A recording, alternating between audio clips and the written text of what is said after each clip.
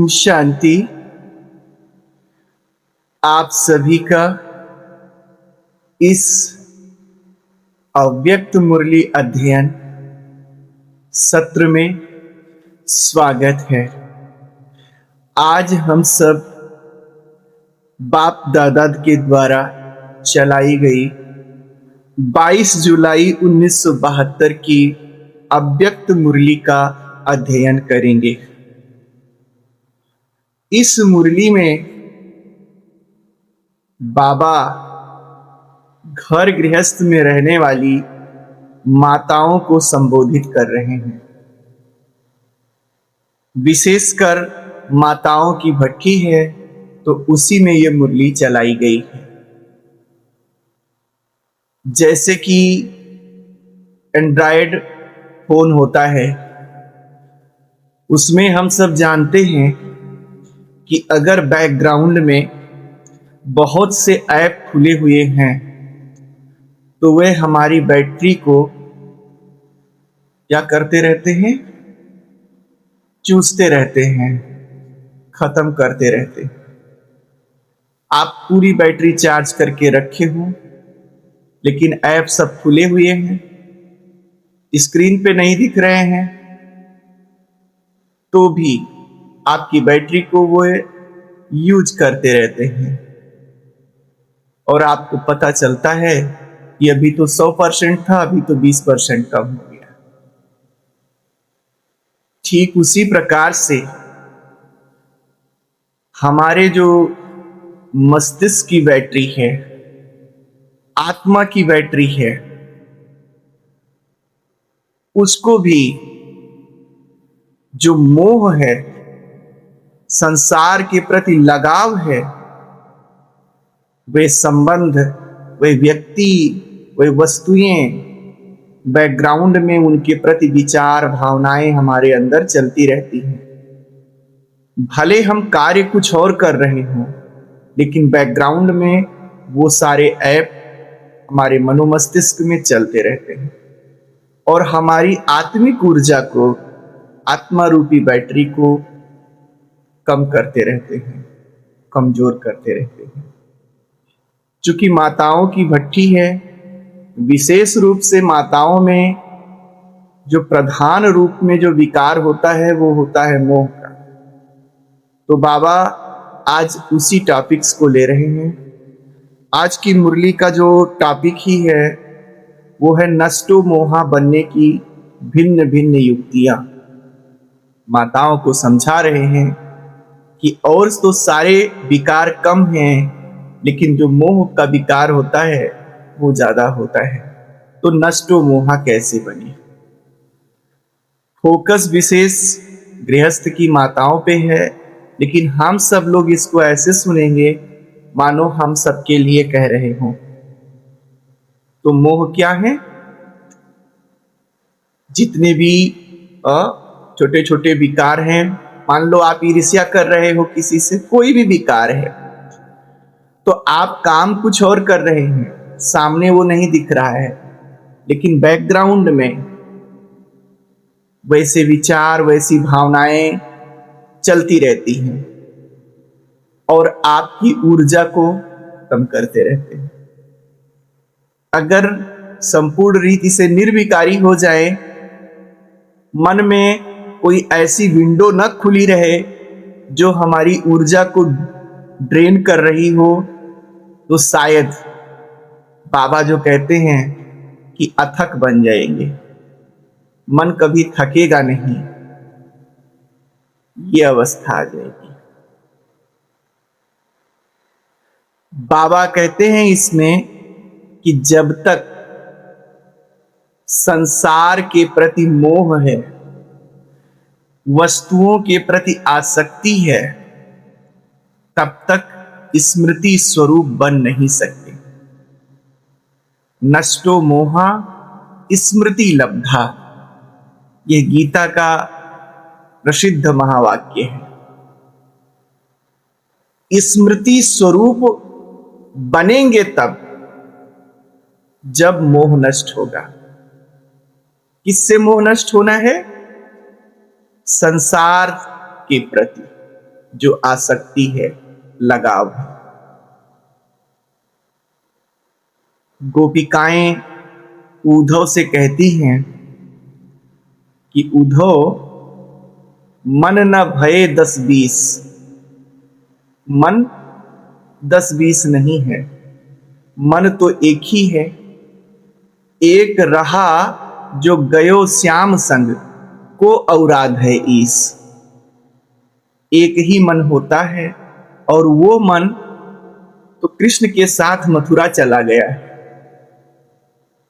अब तुम जिस ईश्वर की, निराकार ईश्वर और ब्रह्म की उपासना करने की शिक्षा हमें दे रहे हो, तो उसकी आराधना उपासना कौन करे?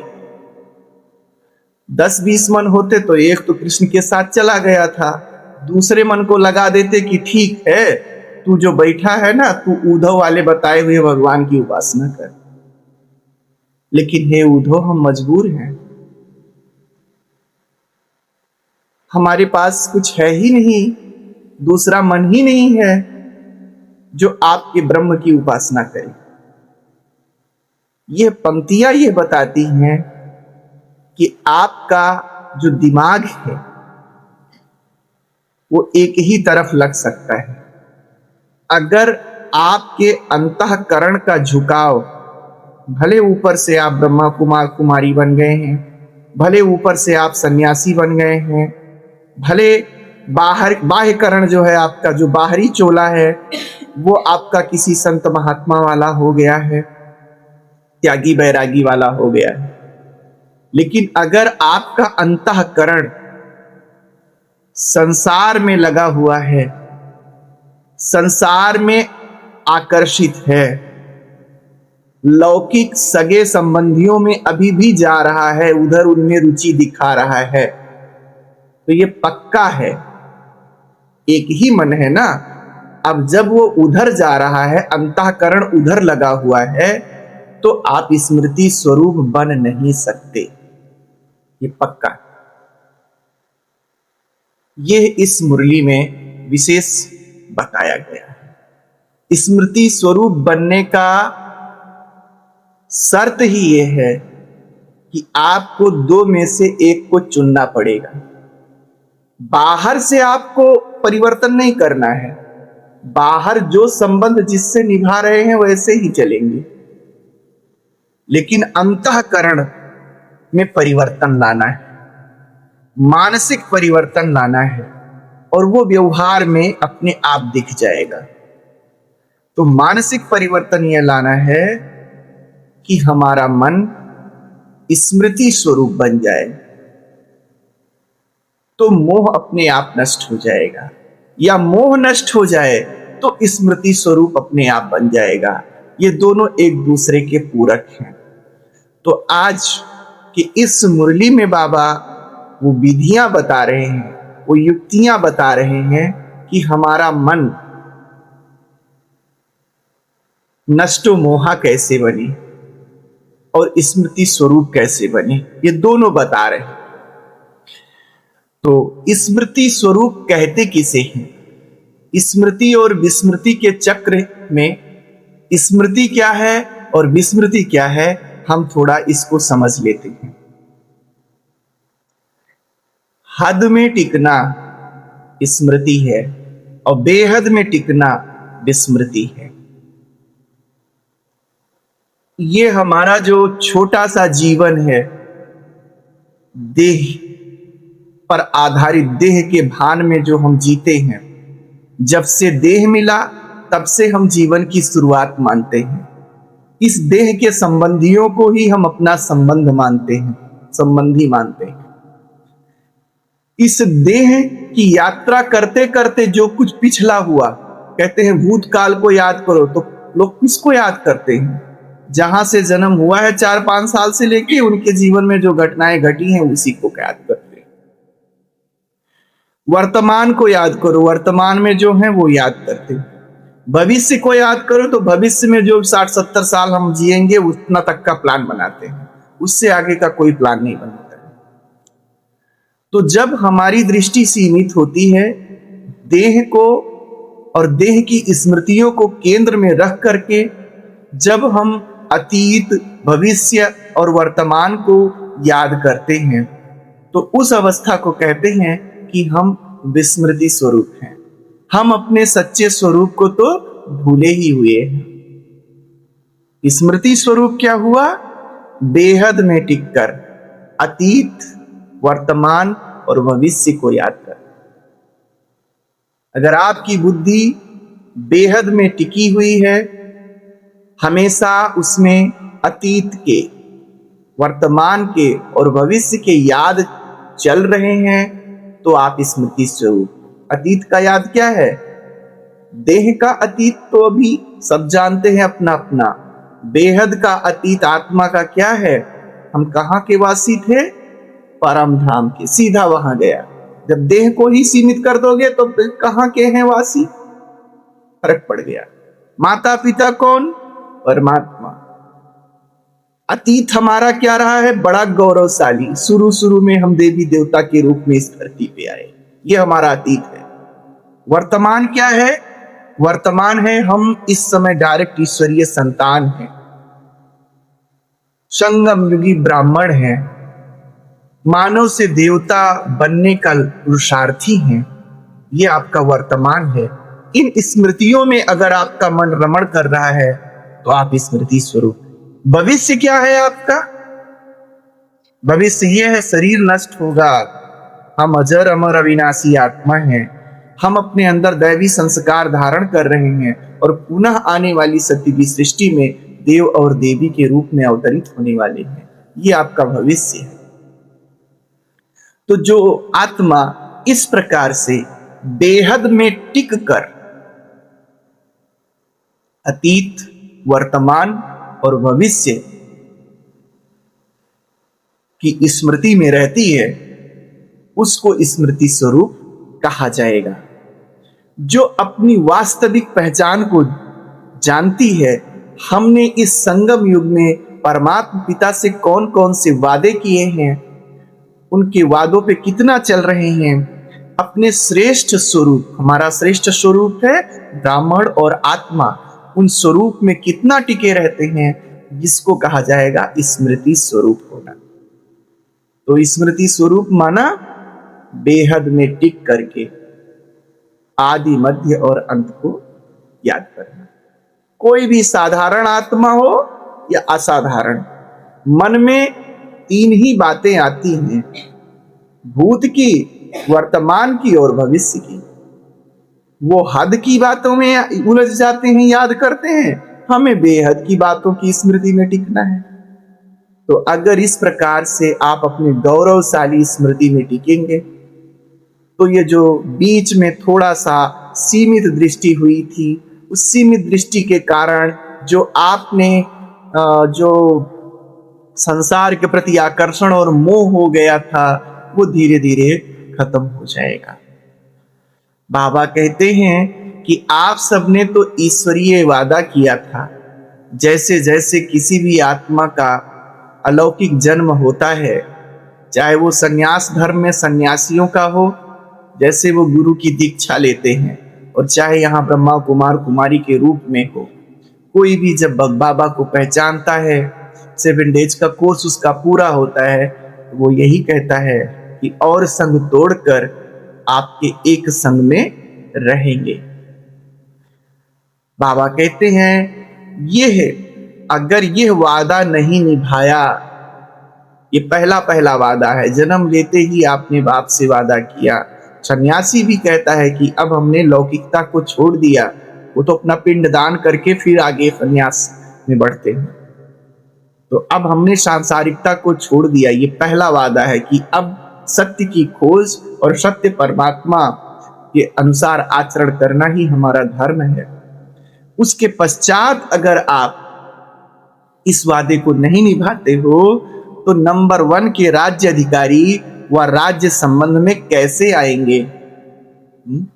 सेकंड नंबर में जाना चाहते हो क्या? ये उत्तर कहते हैं बाबा। तो इस प्रकार से हमें बाबा से जो जो वायदे किए हैं, जो जो संकल्प लिए हैं, उनकी स्मृति में टिके रहना, इसको कहते हैं स्मृति स्वरूप। स्वयं को श्रेष्ठ आत्मा समझते हो? अब यहां युक्तियां बता रहे हैं बाबा कि पहला, अगर आपको नष्टो मोहा बनना है तो आपको साधारण माता नहीं समझना है अपने आप को। दुनिया में तो गायन है, नारी, अबला है, ये है, वो है, लेकिन आपको असाधारण आत्मा समझना है। आपको लोग भी कहते हैं कि मनुष्य जो है पशुओं से श्रेष्ठ है, तो जो संसार की मनुष्य आत्माएं हैं, जो साधारण होते हुए भी प्रकृति की शक्ति इतनी है, उनके पास सांसारिक शक्ति इतनी है, सांसारिक शक्ति में बाहु बल आ जाता है, धन बल आ जाता है, पद आ जाता है, इन शक्तियों से वे जो चाहे वो कर सकती हैं। तो आप तो श्रेष्ठ आत्माएं हो, उन मनुष्य आत्माओं में भी आप श्रेष्ठ हो। आपके पास तो ईश्वरीय शक्ति है, तो आप जो चाहो, जैसा चाहो वैसा नहीं कर सकते हो क्या? अगर आप स्वयं को इस स्मृति में रखोगे कि मैं शिव की शिवानी हूं, मैं शिव शक्ति हूं, ईश्वरीय शक्ति हमारे साथ है, तो आप स्मृति स्वरूप बन जाएंगे और आपके जो क्षणिक लगाव हैं, जो क्षणिक मोह है चीजों में, वो दूर हो जाएगा। फिर एक बहुत सुंदर बात बाबा इसमें कहते हैं, जो युक्ति बताते हैं कि जब आप अलौकिक जन्म ले लिए तो आपको लौकिक संबंधों के लगाव का त्याग कर देना चाहिए। संबंधों का त्याग नहीं करना है। संन्यास धर्म में तो लोग संबंधों का त्याग कर देते, फिर लौट करके वो घर की तरफ जाते नहीं। लेकिन यहां बाबा ने कहा संबंधों में गड़बड़ी नहीं है, लेकिन संबंधों के लगाव का त्याग कर देना है। अब लगाव है या नहीं है ये कोई दूसरा नहीं जान सकता। पूरी पवित्रता के साथ हम सब स्वयं चेक करें हमारे अंतःकरण में क्या चलता है, क्योंकि ये आप ही जान सकते हो। अंतःकरण में, मन में बार बार उधर संसार के संबंधों में, संसार की बातों में हमारी रुचि तो नहीं है। बार बार अगर झुकाव है तो हमें समझना चाहिए कि अभी हमारा लगाव है। अगर लगाव है तो अलौकिक जन्म नहीं हुआ, ये समझ लो आप। अलौकिक जन्म होने के बाद संबंधों का लगाव समाप्त हो जाना चाहिए, कर लेना चाहिए। क्योंकि अगर आप संबंधों का लगाव खत्म नहीं करते हो तो बाबा कहते हैं कि फर्ज के जगह पे मर्ज पाल लेते हो। अंदर है लगाव, जामा जोड़ा पहनाते हैं कि हम तोड़ निभाने जा रहे हैं, फर्ज निभाने जा रहे हैं। ये गृहस्थ की माताओं को कह रहे हैं बाबा, लेकिन हम सबको भी समझना चाहिए इस बात को कि ऐसा करने जा रहे हैं। लेकिन अगर लगाव है तो जो आपके संबंध संपर्क की आत्माएं हैं, जो निमित्त आत्माएं आपके पास बनी हुई हैं, भाई आप घर की माता हो तो आपके बच्चे होंगे, आपके पोती पोता होंगे, आपके जो रिलेशंस के लोग होंगे, वे इस बात को समझ जाएंगे कि इस माता में देखो कितना मोह है। आप आत्मा उस गृहस्थ में निमित्त बनी थी। अगर आप कहीं स्मृति स्वरूप बन गए होते, आपके श्रेष्ठ आचरण को देखे होते अन्य जो गृहस्थ वाले आपके संबंधी हैं, तो शायद आपकी पूजा करते, आपकी प्रशंसा करते कि देखो ये बाबा की बच्ची बनी, ब्रह्मा कुमारी में गई तो इनका देखो मोह नष्ट हो गया, ये स्मृति स्वरूप बन गई, हमें भी ऐसे स्थान पे जाना चाहिए। लेकिन अगर आप स्वयं मोह में फंसे हुए हो तो वे क्या सोचेंगे? वे सोचेंगे कि जब ये जा रही हैं, इनमें इतना है, इनमें कोई परिवर्तन नहीं आया तो हमारे जाने से वहां क्या फायदा होगा। तो आप तोड़ नहीं निभाने गए, बल्कि आप उन निमित्त आत्माओं को भी बाबा से, बाबा के परिवार से दूर कर दिए। तो कर्ज नहीं, वो जो फर्ज नहीं निभाए, बल्कि मर्ज बन गया वो आपका। आप उन आत्माओं को नीचे गिराने के निमित्त बन गए, पुण्य का खाता नहीं जमा हुआ आपका।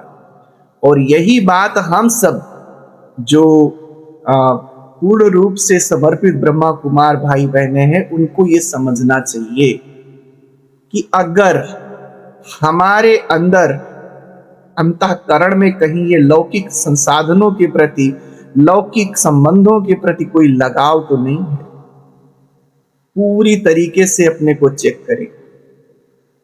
अगर लगाव है तो बाहरी जामा जोड़ा कुछ भी आप पहनाओ, संपर्क की आत्माएं इन बातों को समझ लेंगी और फिर वह क्या कहेंगी, जब निमित्त ही ऐसे हैं, समर्पित भाई बहने ही जब अपने लौकिकता को नहीं छोड़ पा रहे हैं, तो फिर हम क्या बन जाएंगे। ऐसे जगह पे जाके ऐसे लोगों से सुन करके हमारा क्या कल्याण हो पाएगा। तो आप निमित्त होते हुए भी उनको उठाने के जो है स्वरूप में नहीं बने, बल्कि उनको गिराने के कारण बन गए। तो इसलिए आपका फिर पुण्य का खाता नहीं जमा हुआ, पाप का खाता जमा हुआ। तो आप सबको ये देखना है कि हमारे अंतःकरण में क्या चल रहा है। तो अगर हम लौकिकता के संबंधों के प्रति जो लगाव है, अंतःकरण का जो हमारे झुकाव है, उसको अगर हम खत्म करते हैं तो हम अपने आप नष्टो मोहा बन जाएंगे। अंतःकरण में जो परिवर्तन होता है, व्यवहार में अपने आप दिखने लगता है। बाबा कहते हैं जब अलौकिक जन्म हो जाता है तो पुराने संबंधों से लगाव समाप्त हो जाता है। कोई का भी जब दूसरा जन्म हो जाता है तो उसको अपने पिछले जन्म के संबंधियों की याद नहीं रह जाती है। तो वो तो मजबूरी में नहीं रह जाती, याद करना भी चाहे तो नहीं रहता याद। कहीं अगर वो पिछले जन्म का याद आने लगे तो शायद तब भी ना छोड़े। लेकिन यहां हम सबको पुरुषार्थ करना है कि हमें उस लगाव को खत्म करना है। बाबा कहते हैं जब व्यक्त भाव से प्राप्त हुआ दुख अशांति का अनुभव अभी तक नहीं पूरा हुआ, व्यक्त भाव में रहे, व्यक्त संबंधियों के बीच में रहे और सबसे कोई ना कोई दुख, कोई ना कोई पीड़ा ही मिली है, तो क्या अभी पूरा नहीं हुआ है वो। दूसरा, हद से बेहद में टिके माताओं के लिए, और कहते हैं कि अगर आपको नष्टो मोहा बनना है तो हद से बेहद में टिके। सांसारिक और सीमित हद की पारिवारिक जिम्मेदारियों में ना उलझे। जो गृहस्थ के व्यक्ति होते हैं वह अपने परिवार, मेरा संबंध, मेरा परिवार, मेरा पोता, मेरा धोता, उन्हीं संबंधों में उलझ जाते हैं। तो बाबा कहते हैं ये हद के परिवार में ना उलझो, बल्कि मनुष्य को विश्व कल्याणकारी बन करके असीमित और बेहद की जिम्मेदारी उठानी चाहिए। संपूर्ण सृष्टि ही हमारा परिवार है, संपूर्ण सृष्टि का हमें कल्याण करना है। तो क्या संपूर्ण सृष्टि में आपका जो लौकिक परिवार है वो नहीं आ गया? वो अपने आप आ जाता है। बाबा कहते हैं जब आप बेहद की जिम्मेदारी उठाते हो,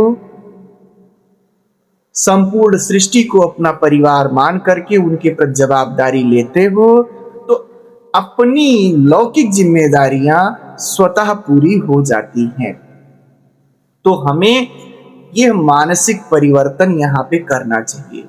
हमारी दृष्टि बेहद की हो, हद की अपने आप पूरी हो जाएगी। ऐसे ही जैसे अभी ये आपका छोटा सा सेंटर्स है, आप इस छोटे से सेंटर्स को ध्यान में रख के अगर सेवाएं करते हैं कि हम सेवा इसलिए कर रहे हैं कि हमें इस सेंटर्स की जिम्मेदारी उठानी है, तो ये भी एक हद का हो गया। बाबा ने हमको विश्व परिवर्तन का लक्ष्य दिया है, संसार के आत्माओं के कल्याण का जो है बीड़ा दिया है। हम उस बीड़ा को उठा करके हमारे हर कदम हो, हमारे हर कदम हमेशा संसार के कल्याण के प्रति हो, हमारे हर संकल्प बोल उसी दिशा में हो। तो इस सेंटर्स की जो जिम्मेदारियां हैं वो अपने आप उठ जाएंगी, आप जान भी नहीं पाओगे। और अगर इसी को केंद्र में रखोगे तो आप हद में आ जाएंगे। तो इसलिए हर स्तर पे, चाहे कोई गृहस्थ वाला हो चाहे कोई आश्रम वाला हो, हमको अपनी दृष्टि को बेहद का बनाना है, तभी हम जाकर के संपूर्ण रीति से नष्टो मोहा स्मृति स्वरूप बन सकेंगे।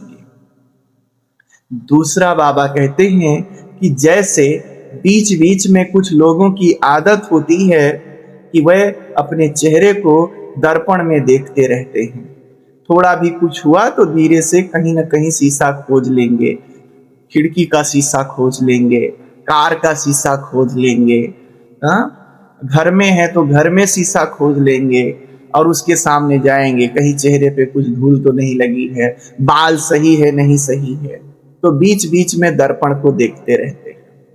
तो ऐसे आप सबके पास दर्पण नहीं है क्या? कैसे चेक करो कि हमारे अंदर लगाव आ रहा है, हमारे अंदर संसार के प्रति मोह आ रहा है? कैसे चेक करोगे? तो उस दर्पण में तो बाह्य करण दिखता है, जो बाहरी शरीर है आपका वो दिखेगा, लेकिन जो ज्ञान का दर्पण बाबा ने दिया है, जो स्वमान का दर्पण दिया है कि आप विश्व कल्याणी हो, और जैसे आप थोड़ा सा रुक करके अपने अंतःकरण को देखोगे तो सोचो कि विश्व कल्याण का विचार मन में चल रहा है या स्व कल्याण का मन में चल रहा है, अपने परिवार के कल्याण का ही विचार चल रहा है।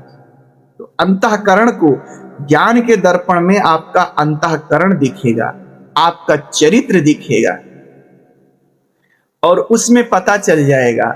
अगर ज्ञान के दर्पण में अपने अंतःकरण को देखते हो रुक के, और अगर उसमें व्यर्थ संकल्प चल रहे हैं, झंझावात चल रहा है, अंदर में उथल पुथल चल रही है, तो आप समझ लो कि आपका चेहरा खराब हो गया है, शकल खराब है। इस समय थोड़ा सा रुक करके ज्ञान के दर्पण में अपने चेहरे को, अपने अंतःकरण की अवस्था को ठीक करें। बाह्यकरण का जब चेहरा खराब होता है तो कहीं धूल लगती है, कहीं काला लगता है, बाल तितर बितर हो जाते हैं।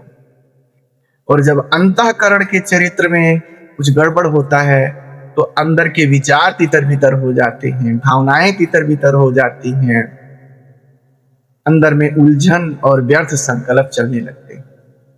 तो हम जब ज्ञान के दर्पण में स्वयं को देखें तो चेक करें, शांत हैं, खुश हैं, सुखी हैं, निश्चिंत हैं। अगर ये सब हैं तो इसका मतलब चेहरा ठीक है, बेहद में टिके हुए हैं, स्मृति स्वरूप है। नहीं है तो कहीं ना कहीं मोह का लगाव है, हमें उसको चेक करना है और उसको खत्म करना है। ऐसे फिर अगला बाबा कहते हैं कि जैसे पंचमुखी ब्रह्मा, पंचमुखी हनुमान गाए हुए हैं, ऐसे आप सबको नष्टो मोहा बनने के लिए अपने पंच स्वरूपों का अभ्यास करना चाहिए। सुबह से लेके शाम तक इन 5 स्वरूपों में टिके होना चाहिए। सुबह सुबह अमृत बेले उठते हो तो अपने आप को क्या संकल्प दो, मैं ईश्वरीय संतान हूं, मैं परमात्मा पिता का बच्चा हूं। ये नहीं कि मैं गृहस्थी हूं। अगर गृहस्थी पहले ही समझ लिए तब तो अब चल गया, सारा दिन वैसे संकल्प चलेगा, आपकी अवस्था गिर जाएगी।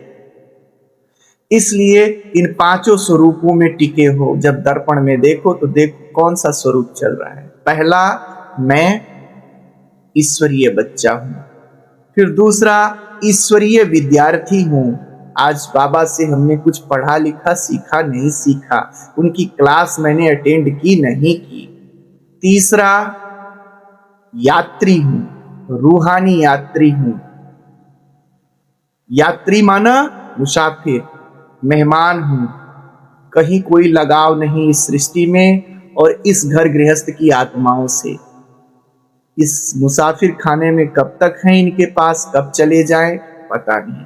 तो अपने को फिर यात्री के रूप में, रूहानी योद्धा हूं, ये चौथा स्वरूप है। इस रूप में अपने को याद करो। जो आप संघर्ष कर रहे हो, जो आप दुकान धंधा कुछ भी कर रहे हो, जो अपने कर्तव्य पूरा कर रहे हो, उसको पूरा करते समय आप ये ख्याल रखो कि मैं क्या कर रहा हूं, रूहानी योद्धा हूं, माया से युद्ध कर रहा हूं, परिस्थितियों से युद्ध कर रहा हूं, ताकि ईश्वरीय जिम्मेदारी जो हमको मिली है उसे हम पूरा कर सके। अगर आपके संबंध संपर्क में आत्माएं आती हैं, जब हम सारा दिन कुछ न कुछ करेंगे, बाहर निकलेंगे, तो बहुत सी आत्माएं हमारे संपर्क में आती हैं। उनके लिए संपर्क में आते समय आप ये स्वरूप धारण करें कि मैं खुदाई खिदमतगार हूं, ईश्वरीय सेवाधारी हूं। जो भी आत्मा संपर्क में आई है उसको हम कुछ न कुछ ईश्वरीय प्राप्ति अवश्य दे, खाली हाथ ना जाए, ऐसे आपके विचार हो। अगर इन पांचों स्वरूप की स्मृति में रहोगे तो आप बताओ, क्या मन तो एक ही है ना? जब स्वरूप आपकी ऐसे हैं तो मोह कहां जाएगा आप में? तो नष्टो मोहा बनने के लिए आप अपने मन को संसार की आसक्तियों से दूर करें। अंत में बाबा कहते हैं, अब यह मत सोचो कि नष्टो मोहा कैसे बने, बल्कि कैसे को ऐसे में बदलो। हम पहले भी ऐसे ही थे। क्या थे? नष्टो मोहा।